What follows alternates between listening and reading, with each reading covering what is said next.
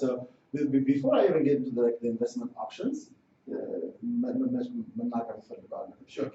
ተያይዘው የመጡ ነገሮች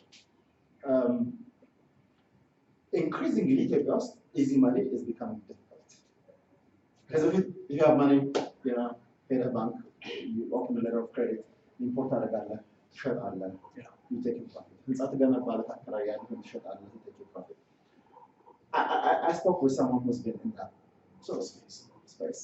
And I'm going to say the next businesses are volume driven. It's not going to be easy money. Hit and run. So volume businesses instead of like can't call it to sell one customers at the face I should be able to profit from, you know, tens of thousands of customers. Then what are the business ideas I'm going to come up with, you know, so that we'll be able to make money from volume. If you look at the trend, what are down, you go to Rwanda, such as that, but there's no easy money. So you really have to have a system that you can make money from the masses. Kenya is the same way. What makes Ethiopia is a bit unique if the market size is actually big now. We're talking about like 100 million people, right? 110, 115, whatever that number is.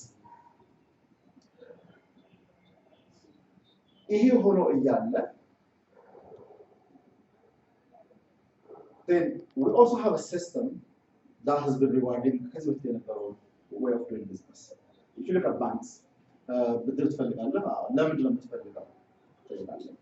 if you come up with this idea, the banks have not been ready to give you money. I መሬት ካለ ወይም ደግሞ የምትገነባው አሹር ቤት ከሆነ ህንጻ ከሆነ ወይም ደግሞ የሆነ ትሬድ ፋይናንስ የምትፈልግ ከሆነና እቃዎችን አስገብተህ ተሸጠህ የምትመለስላቸው ከሆነ ባንክስ will take a risk. So ይሄ ግን መለወጥ መቻል አለበት። አገሪቷ ብዙ foreign investment attract ማድረግ መቻል አለበት። So when you have more funding coming in, then you'll be able to make it available for, you know, risk taking ventures, which means then, you know, how you fund it, of course you have to start it from your own money, of course. Because you have to look for your friends and family, people around you.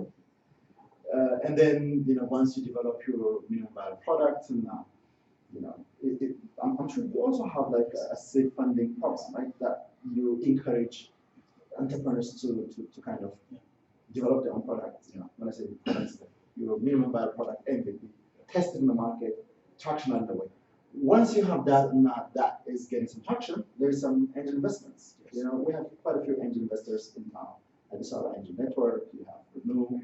I used to work with Renew at the investments portfolio manager a while back. So we made some quite a few angel investments. I actually helped them grow their portfolio from 3 to 7. Most of them were like angel investment. Because you go into by then, if you're able to prove yourself that you have attraction, you'll be able to get some Series A funding, you know, Series B funding, Series C. This is like investment coach most of the challenge. The biggest problem that we have is in investments in massive here the investment commissions in Marrakesh, fabric and and fabric and there are different ways to fund a lot of interesting ideas that can do better than a factory or contribute even much more than what a factory does to the country. And ይሄ ናቸው investment sources and options የምንላቸው ብዙ አሉ. Of course የኛም የሬጉሌተሪ framework በጣም consider ያደርገናል. There's a lot more work that needs to happen. There's also the startup proclamation that's been in process. I don't know where it is right now. It's in the Parliament. Right. So I think ከዛ ሳንወጣ አሁን ምናልባት ቀድመን ሜንሽን አደረገው ኢትዮጵያ ላይ ኤንጅልስ ኔትወርክ አለ፣ ሪኒው አለ፣ ሌሎች ደግሞ ኤንጅል ሊስት፣ ኪክስታርተር፣ ኦፍኮርስ ፍሬንድ ኤንድ ፋሚሊ ቢዝነስ ፍሬንድ ኤንድ ፋሚሊ ገንዘብ ስትወስድ ሀሳብን ስትጽፍ ማብለስ ስትሞክር በኢትዮጵያ ኮንቴክስት ገንዘብ ተበድሮ የጠፋ ሰው ለእንትን ነው የሚታየው አይደለም እንደ ወንጀለኛ። ግን አሁን ይሄ ዘመናዊ ቱሎች አሉ።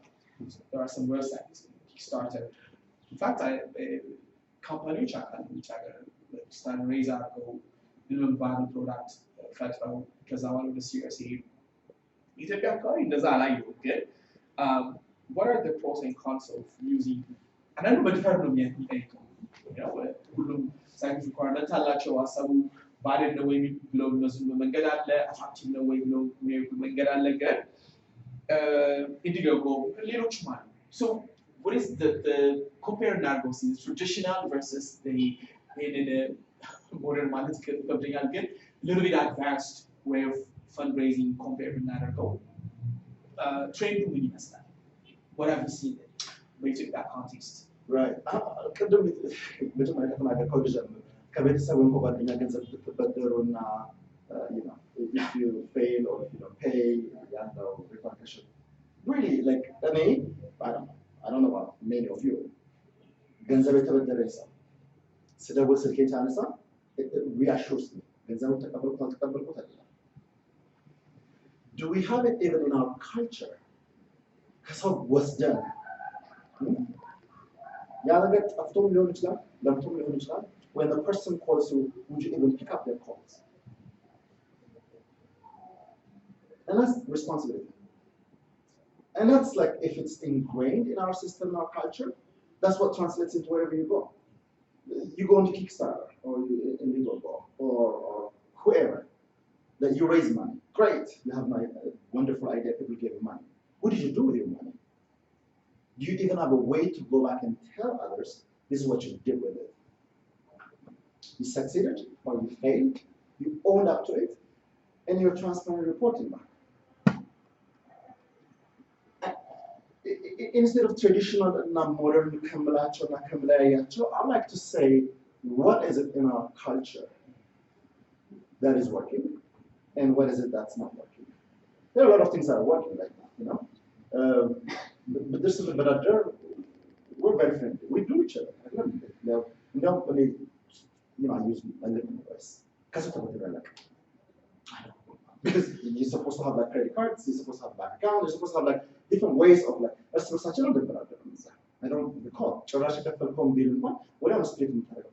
እዚህ ግን እንበዳደራለን። ከአንዳንድ ጓደኞች ደግሞ ብዙ ብድርም ስላለ ትራክ ማድረግ ስለማይቻል deliberately በሆነ ፕሮሰስ ላይ ገንዘብ ስላክልኝ ይሄን ገንዘብ ተቀብያለሁ ሜሴጅ ሲከፈል ያንን ሜሴጅ ወስጃት ነገር ተከፍሏል ሰንት ተደርጓል። By doing that, we keep it clean. Do we keep it clean? This is a culture that I like to see in ourselves. Wherever you go, whether you're raising money from your friends and family, or like crowdsourced Tarago, or angel investors in the Canada, then responsibility becomes so much more important. Getting back to people that are giving you money and telling them what you did with it means a lot. Personally, I've had a lot of respect for someone who's taken money and has not returned, but has been always diligent in answering my calls and be able to explain it. That's me. This culture will translate into whatever funding that you do. Today there was this tweet about like someone said like, oh, unless you're validating your business ideas with market demand, don't please go and code something or put up an app. Twitter, Jack Dorsey, when he launched Twitter, that wasn't what they wanted to do when they invested money. They actually took investor money to something else, tried it, didn't work, and he said like, Mr. Investors or Mr. Investors, I have your money, I took it for this purpose, didn't work out, I'm ready to return it. But I'm doing something else, which sounds interesting. And maybe I'll come back and ask you for this. Then I'm happy to return it. Below the Jamara. They're like, oh, no, tell us what you're doing. They're like, oh, okay, then why don't you even use this funding towards that? How many of us are that transparent to come and say, by the way, I've taken your money, it's not working, I'm going to return it. but I'm doing something else, and if you're interested, you can always add. That's it. The most successful businesses, when they raise money, they put out their prospectus, they put out their information document, they put out like their plans, because a lot of money just comes. Yeah. Some have even attempted to, like, you know what, oversubscribed. You know, I don't want this money anymore. I want to return it to the bank. So it's all about the culture and how diligent we are with what we do. That really matters. Sorry, there was a man. No, that's very good actually. I probably would within this entrepreneurship journey line. Which companies do you feel will be successful and why you need to in a way you kind of answer differently. Those companies that are diligent, responsible, and transparent and the summary was John.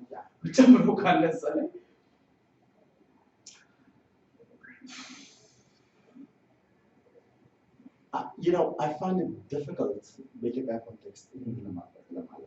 You know, we sit back and ask ourselves, like, what are the successful businesses that I think really one of the successful businesses. Okay, everyone talks about Ethiopian Airlines, government owned, successful for whatever reason, has a strong culture. Strong culture, you can add it to that list. Little true in the private sector, but I'm dominated the whole of the family-owned business nature, conglomerates nature, diversified nature. And most of them were created opportunistically because there was something that, let's go and do this. But there are some respectable and respected family businesses out there with a lot of discipline. Yeah, I advise some of the family business here, and I do it, pro bono, and I get a lot out of it. By the way, a friend of mine who runs a family business, and there are quite a few businesses under their portfolio. They took a private equity, and he tells me, "Fassil ታውቃለህ የፕራይቬት ኤኩዊቲ ገንዘብ መውሰዳችን እንዴት እንደረዳ በምን ረዳህ ስለው እንዴት ረዳችሁ ስለው we were able to have a proper board meeting with my brothers, with my family. We were able to have a proper board meeting. There was no structure. So even with the family business, they took someone else's money, they became so responsible, and they're having a proper board meeting. They were discussing ideas. And look, I cannot talk about their names because of confidentiality. I have a lot of respect for them. Your whole investment ከማድረጋቸው ፊት they'll call me into the family circle, into the family meeting, and they ask me all types of questions. These are like traditional, family business nature. ንግድ ላይ ነበሩ፣ እርሻ ላይ ነበሩ፣ ቱሪዝም ላይ ነበሩ፣ የተለያዩ ነገሮች ግን their level of thinking and savviness is beyond me. I started questioning, I'd rather learn from you instead of you listen to me. But no, we listen to you. So when they call me for a meeting, their discipline is immense. Before I walk in, they're there. And again, that discipline. Am I adding more to the list? Yeah. So those are the ones. Discipline, no. Right. Yeah. So those are what we need. How many of us are so diligent in terms of being present on a time for a meeting? So unless it is negotiable, they go behind. No, I think it's really making me also reflect because business መጀመር ቀላል ማንም ሰው ቤቱ መኝታ ቤቱ ተነስቶ ይሄ ኒድ አለ ብሎ ሊጀምር ይችላል። ግን ሰስቴን ማድረግና በተለይ when it comes to resource, ያለው resource business አያልቅም። ግን how do you take it? How do you manage it? How do you actually report back የሚለው ነገር ትልቅ ልምሪ ፋክተር ነው እና አንተ ያልካቸው ነገሮች እኔ very powerful። በዛ ውስጥ ወደ የት ልምጣ መሰለህ ፋሲል?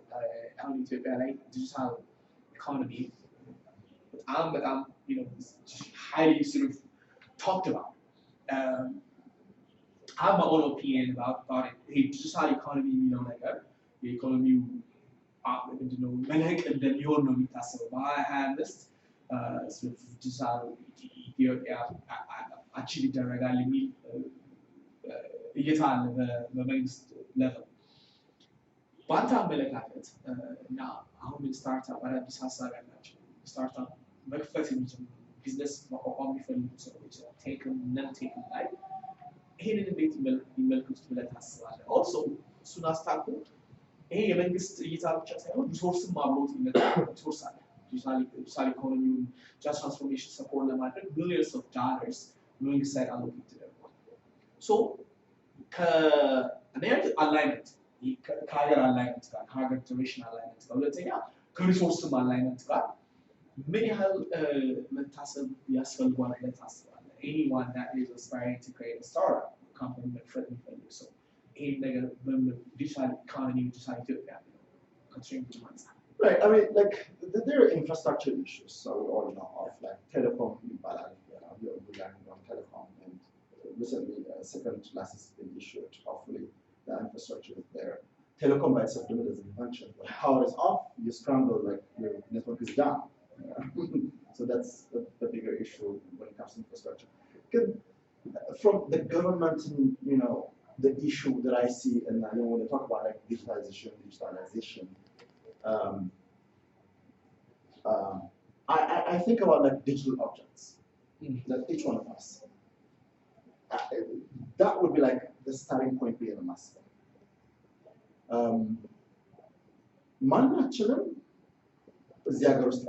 If we have a unique digital identifier, and if that were to be used nationally, we can create a whole bunch of different things around it. I mean, look at the US, like, you have a social security number, right? That's a unique identifier. I'm sure if you go to China, your WeChat application is basically your digital identifier. Government controls you and knows what you're doing with it.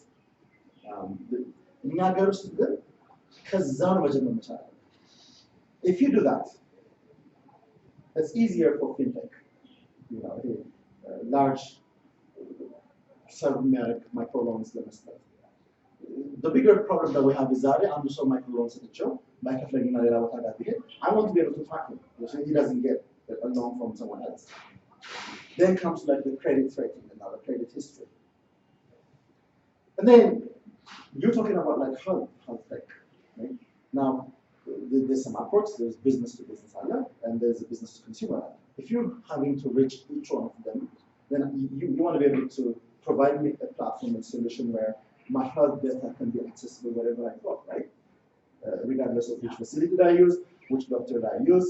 So this one opens opportunities for health tech in digital environment.